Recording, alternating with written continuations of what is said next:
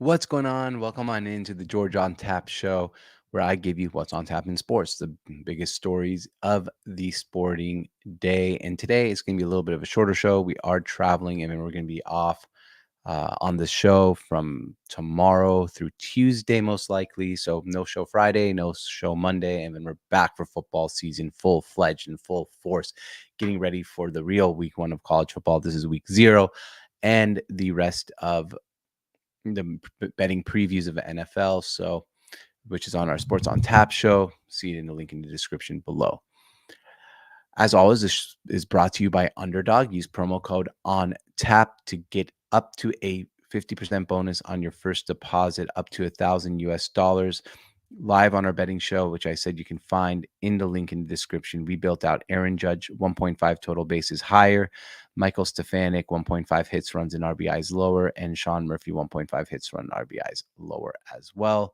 So make sure use promo code on tap, and you'll be able to get not only a up to $1,000 in bonus cash, but the play of a day. For example, you get Travis Kelce in week 1 just to have half a yard. Just needs half a yard and you win it. We'll start pushing this bet out for you guys, getting ready for week 1 of the NFL season. But you only get this bonus and this first free bet as a new user using promo code on tap. All right, let's talk about our first thing, and that's the Atlanta Falcons. A lot of people love the Atlanta Falcons this year, and for good reason. They had a great offseason. They have had a great, great weapons, Bijan Robinson, Kirk Cousins. They drafted Michael Penix Jr. If Kirk Cousins doesn't work out this year, but it's also for the future. Atlanta is a team that a lot of people are excited about. And I want to talk about, are they a real Super Bowl contender? And I heard this on First Take. Are the Falcons Super Bowl contenders? Absolutely a playoff contender.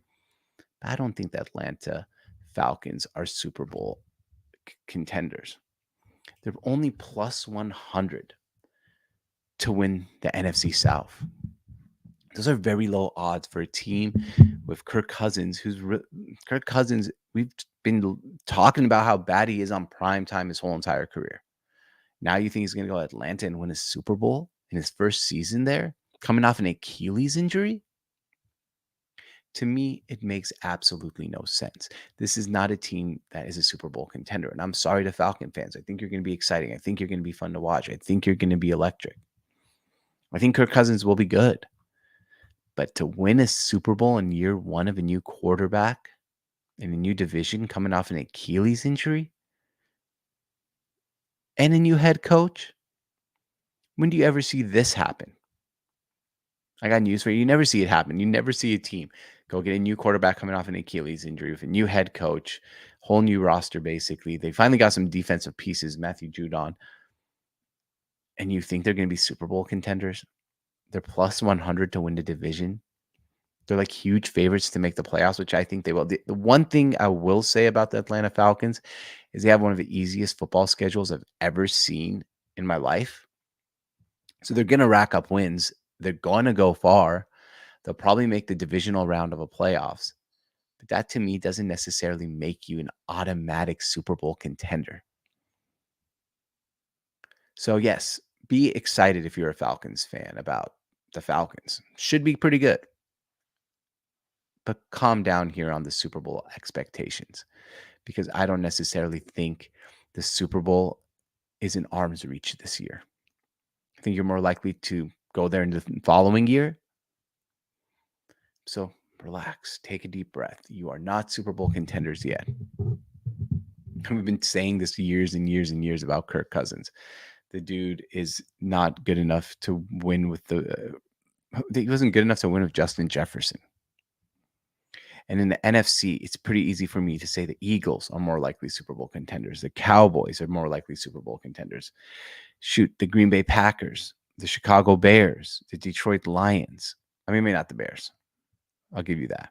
The Green Bay Packers, the Detroit Lions, the Rams, the 49ers. You're at least 5th or 6th And that does not make you Super Bowl contenders. And it makes me wonder, who are the Super Bowl contenders in the NFL? And usually, I think there's like 6 usually legit Super Bowl contenders. And to me this year, that's Buffalo, Baltimore, Kansas City, Philadelphia, Green Bay, Detroit, and I'm going to give San Francisco. 7 legit Super Bowl contenders. I don't put the Falcons on that list. What's on tap? All right.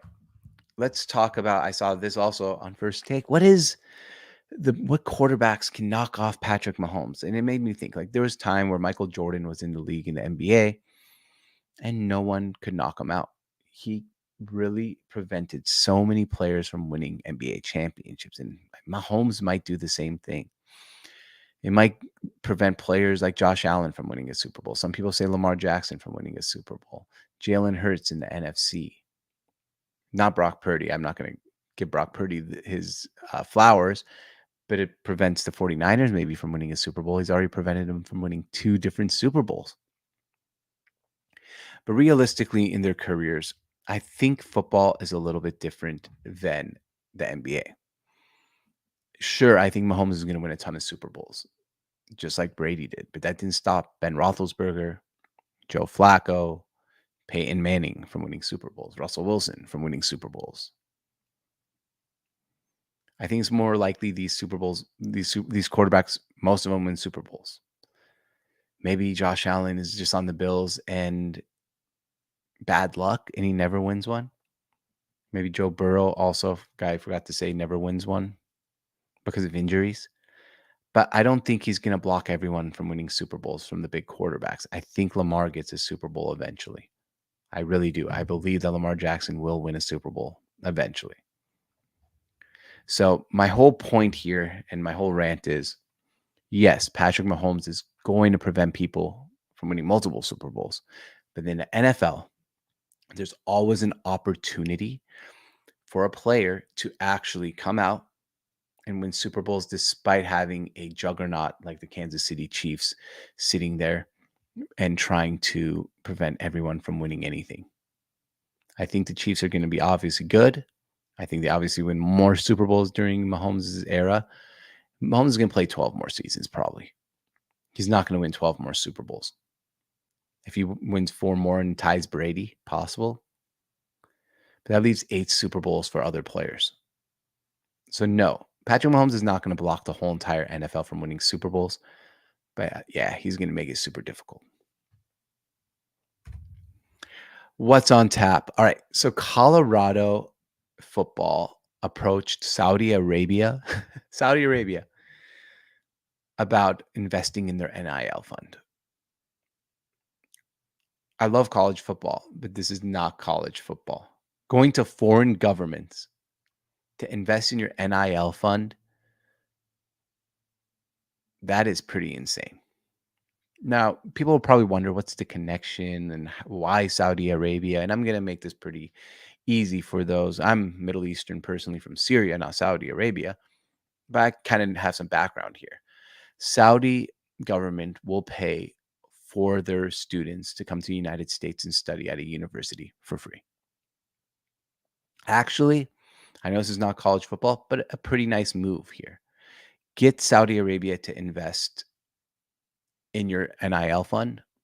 And what would that result in? Multiple students from Saudi Arabia, instead of going to USC or Clemson or wherever these students go, you'll send your best students to Colorado if you're invested in that university. Now, what does that have to do with football? Nothing. I mean, Saudi Arabia doesn't even play football. They play baseball because there's a lot of Americans there. It has nothing to do with football. But in general, like when I heard about this in the NIL fund in Saudi Arabia, I'm like, what is the purpose here? And then it just clicked for me. If you can get students from Saudi Arabia starting to come to Colorado more often, you're going to have a better academic reputation, more international students, more money. And the NIL fund, of course, Saudi has deep pockets. Hey, you'll win some football games. It was kind of a shrewd move. It didn't work out for them. I don't think Saudi Arabia invested in the NIL fund. But to me, what really happened here was a shift in college football where we're going to foreign governments to try to get them to invest in college football. Who would have thought? If I told you this was going to happen 10 years ago, you'd probably laugh. But now it's happening. And if you're wondering what was going on there, that's what it is. Try to get those international students and get them to Colorado. Remember here, it's pretty clear what's going on. Like we said earlier in the broadcast, Saudi Arabia sends a lot of students every single year from Saudi to the United States. If you invest in the NIL fund, send all the people over into the system of Colorado, your school record's going to go up. You're going to get more money from the government, the Colorado State Fund, and your football program in general is going to grow. Shrewd move by Deion Sanders in Colorado. I can't believe no other school thought of this earlier, but it just shows the whole new landscape of college football is completely different than what it used to be. The NIL has changed the game. The transfer portal has changed the game. And college football just doesn't feel so collegiate anymore. It feels like a minor league for the NFL, which is kind of what it is, right? The NFL has done such a good job of using college football more as a minor league than a collegiate league, kind of different than the NBA, where the NBA actually goes ahead and almost blocks college basketball from being successful. While the NFL is like, hey, no, be successful. Microwave our product for us. So when they come into the NFL, they're ready to go. They're marketed. Look at how marketed Caleb Williams is right now. Everyone knows who Caleb Williams is. Why? Because of college football. Meanwhile, the NBA, I'd love for 10 people to tell me who are the top 10 picks next year and how many of them are coming from college basketball. All right, guys, thank you for watching. This has been the George on Tap Show. As I said earlier in this broadcast, this is going to be a shorter show, and that's because we're traveling. We're off Friday and Monday. We'll be back next week, Tuesday through Saturday. All our clips from our show are going to be seen on the YouTube channel. This is live, as you guys know. Comment in. This is something new we're doing here on the Sports on Tap. We have our betting show, which is in our link in the description below. Thank you for watching. My name is George on Tap, and we'll see you guys next time.